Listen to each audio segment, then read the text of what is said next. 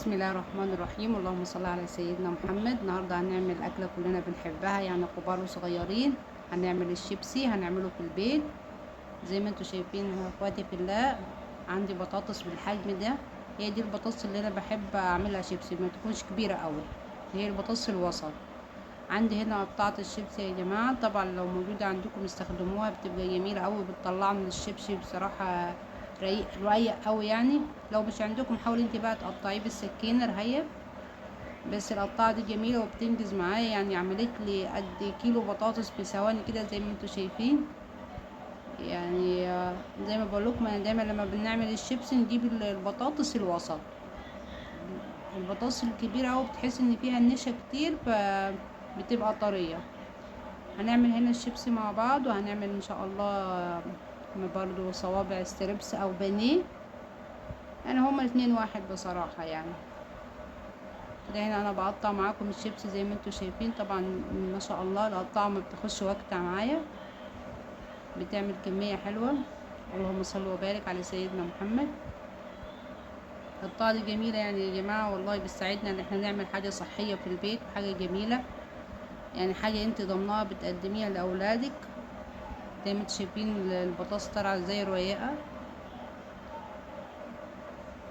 طبعا يا جماعه انا اخدت البطاطس حطيتها على نار بغليها غلوه واحده كده، غلوة واحدة، وبروح اصفيها الغلوة دي عشان انزل منها النشا. فانا لما انزل منها النشا هرجع احمرها، فكده هترجع تقرمش معايا زي الكياس الشيبسي بالظبط. يعني بص، هي غلوة اهي، غلوة واحدة، فهاخدها من الغلوة دي ما خليهاش تستوي. طبعا هي البطاطس زي ما احنا عارفين مقطعينها رهيف، فهتستوي معانا بسرعة. لا، هي غلوة، وناخدها على طول نحطها في مصفاية تحت المية. احنا عملنا الغلوة دي ليه يا جماعة؟ الغلوة دي عشان ننزل النشا اللي فيها. فهننزل النشا وهنغسلها بمية ساقعة، ما نخليهاش سخنة، وبعدين هنروح نحمرها. صدقوني الطريقة دي بتطلع لك الشيبسي زي يعني انا ولادي لما بعمله لهم ما بيصدقوش ان ده انا اللي عاملاه في البيت. هنا عندنا البانيه، لقيت البانيه هنا عندي كبير شوية، يعني سميك شوية، فقطعته شرايح كده زي الاستريبس معاكم.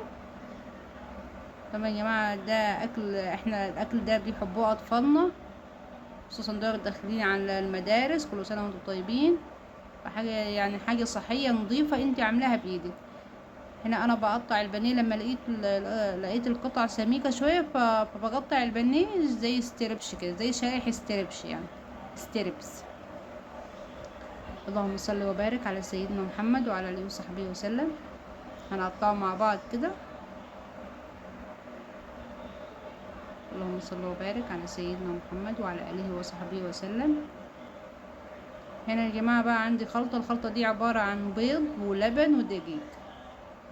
بيض ولبن ودقيق، بنزل عليه على الفراخ طبعا غسلها كويس.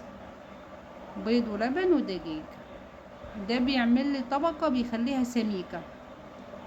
الخلطة دي زي ما انتوا شايفين كده يا جماعة، انا بقلبها ببعض كويس، وادوب البيض واللبن، وهنزل بيها على الفراخ. وبعد كده هنزل بالبهارات او التوابل بتاعة الفراخ، ملح وفلفل طبعا، وعندك توم بودرة، عندك بصل بودرة، بهارات فراخ، ذرة جنزبيل. انا عندي بصل فرماه في الكبة.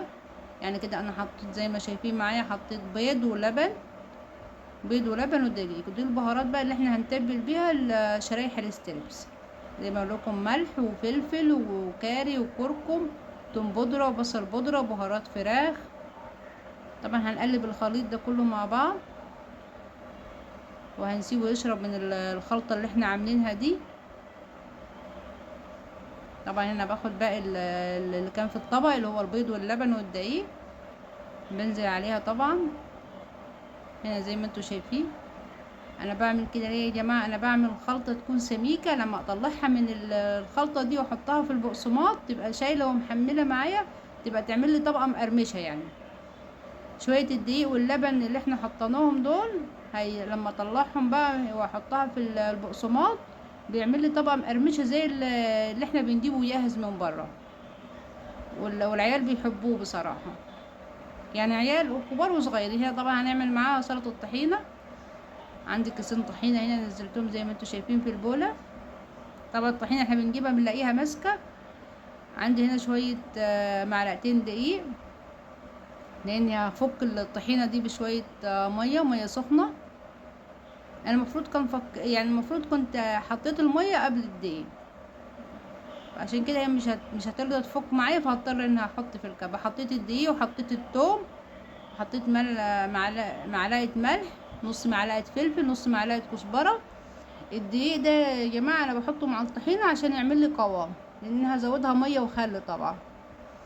حسيتها برضو ان هي مكلكعة، لان انا نزلت بالمقادير كلها مرة واحدة. كنت المفروض اللي انا اعمل الطحينة الاول افكها بالمية سخنة، لان حطيت مية سخنة وحسيت برضو ان هي مكلكعة ومش عايزة تفك معايا، فاضطر ان احطها في الكبة دلوقتي زي ما انتوا شايفين. حسيت ان هي مكلكعة ومش هتفك معايا بسهولة، فحطيتها في الكبة. كده انا جبت الكبة وحطيت فيها اللي هو كيسين طحينة ومعلقتين دقيق ومعلقة ملح ونص معلقة كمون ونص معلقة فلفل وشوية مية وخل وتوم. التوم بيدي طعم حلو اوي للطحينة يا جماعة. زي ما انتوا شايفين انا ببهر الطحينة كده زي ما انتوا شايفين. جبت الكبة عشان اضربها فيها. طبعا احنا بنعمل الطحينة دي يا جماعة اول حاجة، لان كل ما عملناها بدري وحطيناها في التلاجة القوام بتاعها بيتقل. زي ما شايفين هي مكلكعة معايا، فعشان كده انا جبت الكبة وضربتها في الكبة.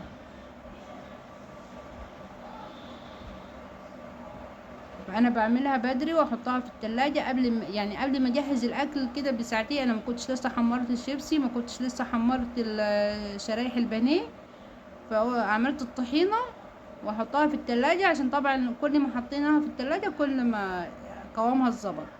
هنا هنسلق شوية مكرونة، طبعا بانيه يعني مكرونة.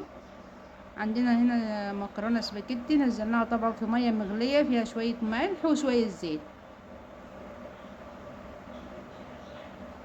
هنا بنسلق المكرونة. طبعا هنا بنجهز للصلصة بتاعة المكرونة. اهو الشيبسي يا جماعة اهو بنحمره. طبعا الشيبسي ما بيتحمر يا جماعة احنا بنحمره بزيت غويط، يعني زيت غزير في طوة كده. الطوة دي يا جماعة انا عاملاها للتحمير اصلا، فعشان كده زي ما انتوا شايفين هي عاملة كده، لان هي دي طوة خاصة بالتحمير عندي. لما اكون حابة اني اعمل حاجة في زيت غزير بستخدمها. هنا انا نزلت الطماطم السباكت، فعندي البصل بعمله زي ما انتوا شايفين. الشيبسي كده اول ما اعرف ان الشيبسي كده هيبتدى يطلع معايا على الزيت من فوق كده ارمش. طبعا يا جماعه انا كاتمه الصوت الاصلي للفيديو طبعا عشان هوسة العيال جنبي، بس يا ريته كان شغال كنت سمعتكم القرمشه بتاعه الشيبسي. طبعا بتبهريه في بهارات جاهزه دلوقتي بنجيبها جاهزه، طعم اي طعم انت حباه. المكرونه هنا لازم الطماطم تبقى مسبكه معاها، مسبكه قوي عشان تدينا اللون المحمر. يعني دايما صلصة الطماطم انا بحب اخليها تنشف ما فيهاش اي ميه. كل ما سبكنا الطماطم يا جماعه كل ما المكرونه احمرت معانا كويس. يعني كل ما ادتنا اللون الاحمر كل ما الطماطم كده كانت مسبكه معانا كويس وناشفه ما فيهاش اي ميه، كل ما المكرونه احمرت معانا كويس.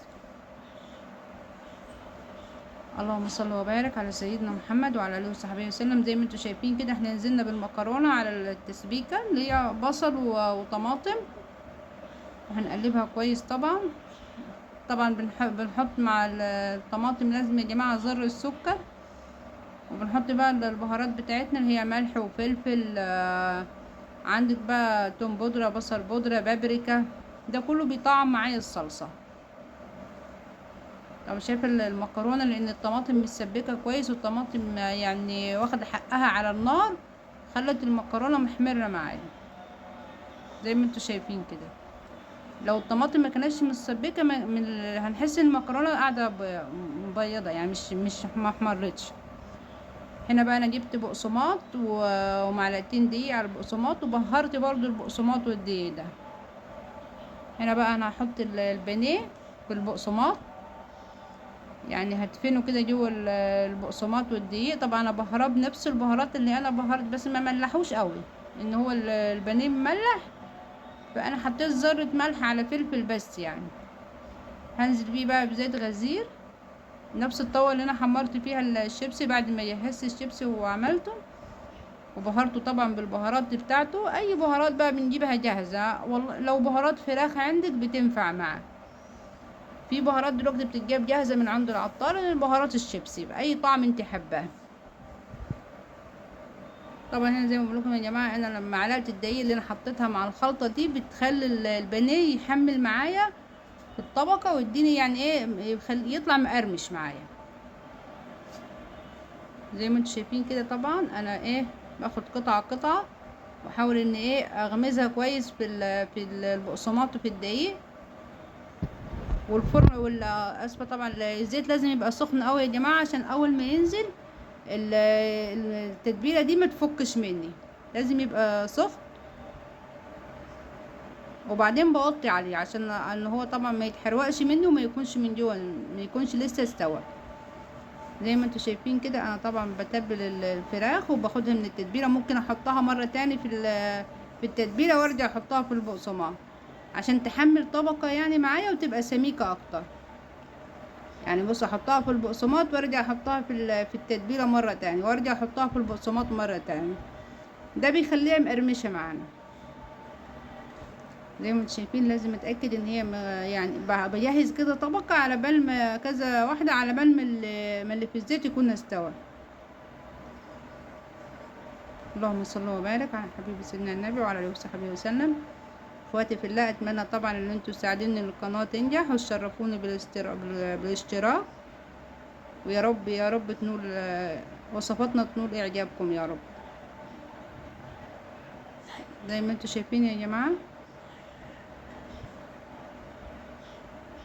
طبعا لو عجبكم الفيديو ما تبخلوش علينا باللايك. شايفين الشيبسي انا هنا ببهره، عندي بهارات فراخ مع شويه ملح.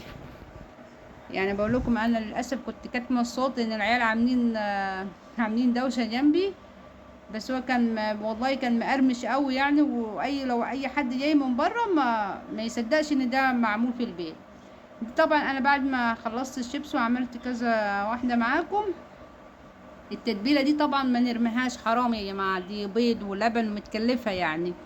فاحنا بنحطها في كيس ونعينها في الفريزر، نخليها عندنا في الفريزر. ممكن نزود عليها، ولو عندنا اي بانيه يعني، او عندك بانيه مثلا تتبليه بتبقى جاهزه. يعني دي حاجه متكلفه، ما نرميش حاجه يا جماعه في الزمن ده. زي ما احنا شايفين كل حاجه بقت غاليه، فنحاول احنا نوفر على نفسنا يعني.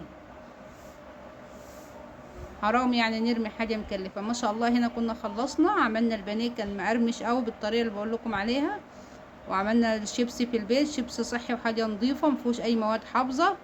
عملنا طبعا سلطه الطحين، وعملنا المكرونه سباكيتي.